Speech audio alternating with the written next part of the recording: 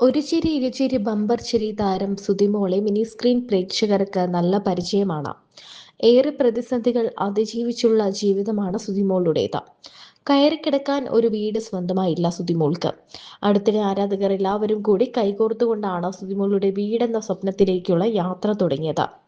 സ്തുതിക്ക് പിന്തുണയുമായി നിരവധി പേർ എത്തിയെങ്കിലും ചില നെഗറ്റീവ് കമന്റ്സ് തന്നെ വേദനിപ്പിച്ചു എന്ന് താരം തുറന്നു പറഞ്ഞിരുന്നു. കഷ്ടപ്പെട്ട് വളർത്തിയിട്ട് അവരെ വിഷമിപ്പിച്ച് ഒരു 16 വയസ്സിൽ ചിന്തിച്ചു നോക്കി എൻ്റെ മക്കളുടെ പ്രായം, ആ മക്കളുടെ പ്രായത്തിൽ അവരെ വഞ്ചിച്ചിട്ട് ഞാൻ ഇറങ്ങി പോരുമ്പോൾ ഞാൻ സന്തോഷമായിട്ട് ഇവിടെ ജീവിച്ചാൽ എന്നാന്നറിയാമോ?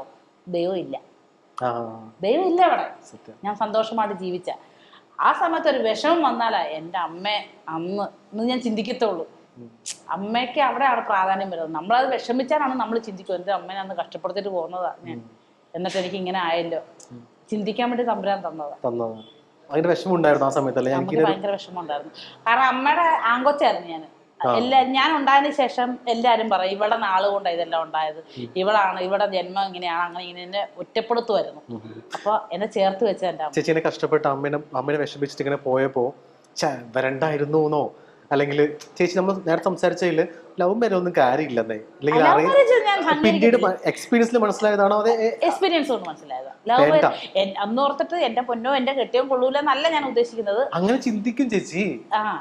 കെട്ടുക അങ്ങനെയല്ലേട്ടാ, എന്റെ കെട്ടിയോ നല്ല സൂപ്പർ സെറ്റ്, അതല്ല ഞാൻ പറഞ്ഞത്. പിന്നെ എന്താ പ്രണയം, നമുക്ക് പ്രണയിച്ച് വന്നുള്ള പ്രശ്നം എന്നാന്ന് അറിയാവോ? ഞാൻ സ്റ്റാൻഡപ്പിൽ അതൊക്കെ പറഞ്ഞിട്ടുള്ളതാ. ഈ പ്രണയിക്ക സമയത്ത് ഈ പുറകെ നിൽക്കുന്ന കൊച്ചിന് ഫീൽ അടിക്കുമെന്ന് അറിയത്തില്ല. ഒരു കൊച്ചു നിൽപ്പുണ്ട് കേട്ടോ, അതിന് ഫീൽ അടിക്കുമെന്ന് അറിയത്തില്ല. ഈ അടിവയറ്റി മഞ്ഞുതുള്ളി വീഴുന്ന ഒരു ഫീൽ ഉണ്ടാവും നമുക്ക് പ്രണയിച്ച. നീ പ്രണയിച്ചിട്ടുണ്ടോ? കെട്ടിയോ? തേച്ചു. നീ തേച്ചു. അതിന്റെ മുഖം നീ തേച്ചു. അങ്ങനെ ആ ഫീൽ ഉണ്ടാവും. പക്ഷെ കല്യാണം കഴിച്ചാൽ അതൊന്നും അല്ല. ഭയങ്കര ഈ കപ്പ ഒഴുകായിട്ടൊരു ഫീലിംഗ് നമുക്ക്. പിന്നെ അതിനെ രക്ഷപ്പെടാൻ പറ്റത്തില്ല. മനസ്സിലായി? എത്ര ചിന്തിച്ചാലും നമുക്ക് എന്തും തിരിച്ചു പിടിക്കാം, എന്ത് സാധനം വേണം തിരിച്ചു പിടിക്കാം. നമ്മുടെ കല്യാണ ജീവിതം മാത്രം തിരിച്ചു പിടിക്കാൻ പറ്റത്തില്ല. എൻ്റെ കെട്ടിയോ മോശമാണെന്നല്ല കേട്ടോ ഞാൻ പറയാം, എൻ്റെ കെട്ടിയോ നല്ലത് തന്നെയാണ്. ആ മനുഷ്യൻ നല്ലതായതുകൊണ്ടാണ് ഞാൻ ഇവിടെ ഇങ്ങനെ ഇരിക്കുന്നത്. അത് എൻ്റെ ഓക്കെയാണ്. ഞാൻ പറയാം, മൊത്തത്തിൽ നമ്മൾ ഇപ്പം ലവ് മാരേജ് എന്ന് പറഞ്ഞിട്ടുണ്ടല്ലോ, ലവ് മാരേജ് പ്രണയിച്ച് സെറ്റായി കല്യാണം കഴിച്ചു കഴിയുമ്പോൾ അവിടെ പ്രണയം തീർന്നു. അവിടെ സെറ്റായി, അവരൊന്നിച്ചു. ആ ഒന്നിക്കാൻ വേണ്ടിയുള്ള വെപ്രാളമാണ് ഈ പ്രണയം. അത് കഴിഞ്ഞു കഴിഞ്ഞാൽ പിന്നെ അവർക്ക് പ്രണയമില്ല. പ്രണയിച്ച് ജീവിക്കുന്നവരുണ്ട് കേട്ടോ, ഒരു 199% പ്രശ്നമാണ്. പക്ഷെ അറേഞ്ച് മാരേജ് പറഞ്ഞ എന്നാ പ്രശ്നം എന്നറിയാവോ?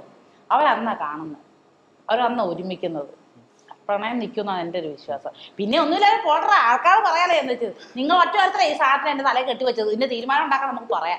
ചേച്ചി, എനിക്ക് അറേഞ്ച് മാരേജ് ആണെങ്കിലും ലവ് മാരേജ് ആണെങ്കിലും രണ്ടുപേരും തമ്മിലുള്ള ക്യാരക്ടർ എങ്ങനെയാണ് അതനുസരിച്ചായിരിക്കും ലൈഫ് എന്ന് പറയുന്നത്. വൈബായിരിക്കണം, രണ്ടുപേരും വൈബായിരിക്കും. ലവ് ആയതുകൊണ്ട് ഇങ്ങനെയാണെങ്കിലും അറേഞ്ച് ആയതുകൊണ്ട് ഇങ്ങനെയാണെന്നല്ലോ. അല്ലല്ല, തീർച്ചയായിട്ടും അല്ല. ഞാൻ എന്റെ ഒരു ഇതാ ഞാൻ പറഞ്ഞത്.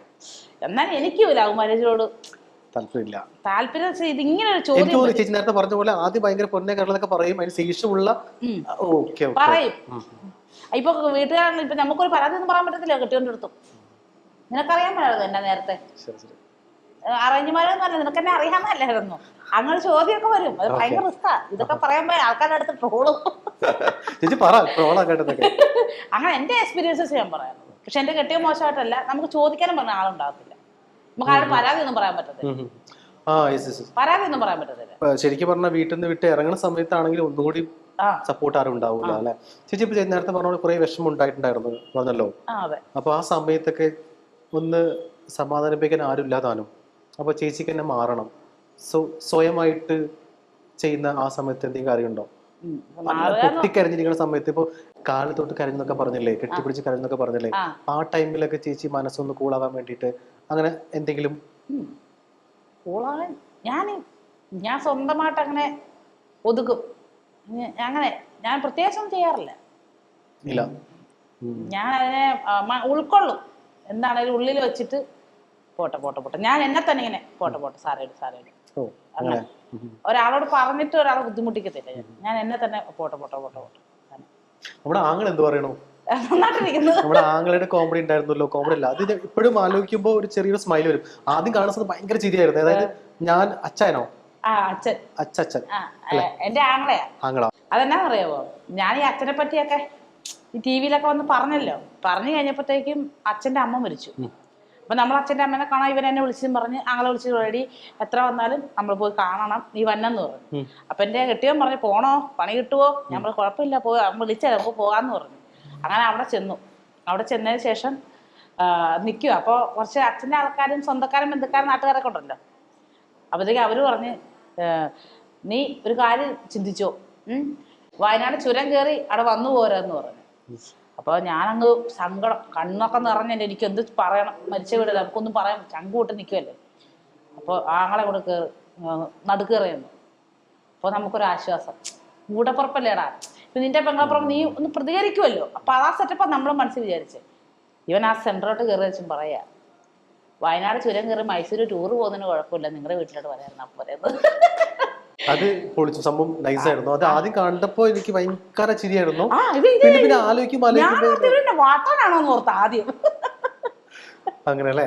പിന്നെ നമ്മുടെ നാട്ടുകാരൊക്കെ എന്ത് പറയണു, അവരുടെ സപ്പോർട്ട് ഭയങ്കര സ്നേഹമായിരിക്കും ഓഫ് കോഴ്സ്. എന്നാലും ഇപ്പോഴത്തെ സപ്പോർട്ടും കാര്യങ്ങളും സ്നേഹം കാര്യം കാണുമ്പോൾ വിശേഷം എന്താ അവര് പറയാം? നാട്ടുകാർക്ക് ഭയങ്കര സപ്പോർട്ടാണ് കേട്ടോ എനിക്ക്.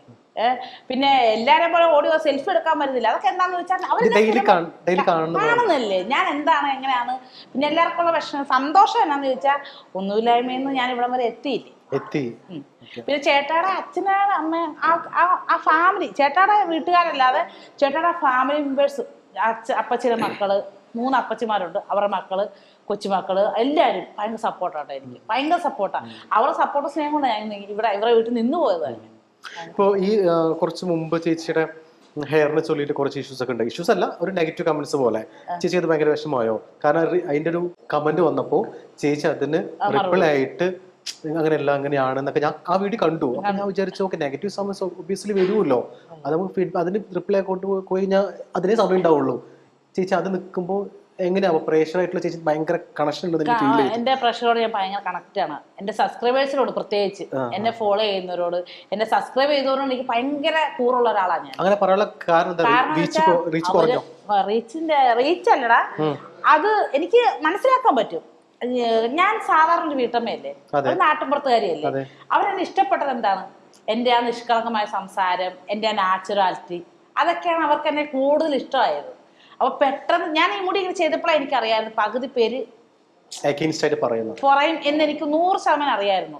ഞാൻ കാർത്തിസോടെ കല്യാണത്തിന് പോയതാ. അവിടെ എല്ലാ ആർട്ടിസ്റ്റുകളും വമ്പൻ സെറ്റപ്പിലാണ് വരുന്നത്. ഞാനും സെറ്റപ്പായിരുന്നു, എൻ്റെ ഇതിൽ ഞാനും സെറ്റപ്പായിരുന്നു. പക്ഷെ മുടി ഇങ്ങനെ ഇല്ല, എനിക്ക് ഒട്ടും ഉണ്ടായിരുന്നില്ല. അപ്പൊ ഇവിടെ കുറച്ച് ഇങ്ങനെ കെട്ടി എണ്ണയൊക്കെ വെച്ച് കുളിക്കുന്ന ഒരാളാണ്. അപ്പൊ ഇവിടെ കെട്ടി വെച്ച് ഇച്ചിരി ഉള്ളായിരുന്നു.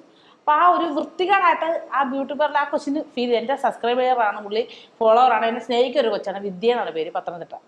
അപ്പൊ പുള്ളിക്കാരൻ എന്നെ വിളിച്ചിട്ട് പറഞ്ഞ്, ചേച്ചി ഞാനിങ്ങനെ മുടി ശരിയാക്കി തരാം, 1 രൂപ പോലും ചേച്ചി തരണ്ട, ചേച്ചിന് എനിക്ക് ഭയങ്കര ഇഷ്ടമാണ്, ചേച്ചി ഇച്ചിരിയൊക്കെ സെറ്റപ്പായിട്ട് നടക്കാം, അതിനുള്ള ആളായി. പക്ഷെ എനിക്ക് ഇന്നുവരെ അങ്ങനെ തോന്നിയിട്ടില്ല കേട്ടോ. ഞാൻ ഇങ്ങനെ 10 പേര് അറിയുന്ന ഒരാളാണ്, ഞാനോ വലിയ ആളാണ്, ഞാൻ അങ്ങനെയൊക്കെ ഫീൽ ചെയ്യാറില്ല. ഞാൻ ഇപ്പോഴും സാധാ ലെവലിൽ തന്നെ നിൽക്കുന്ന ഒരാളാണ്.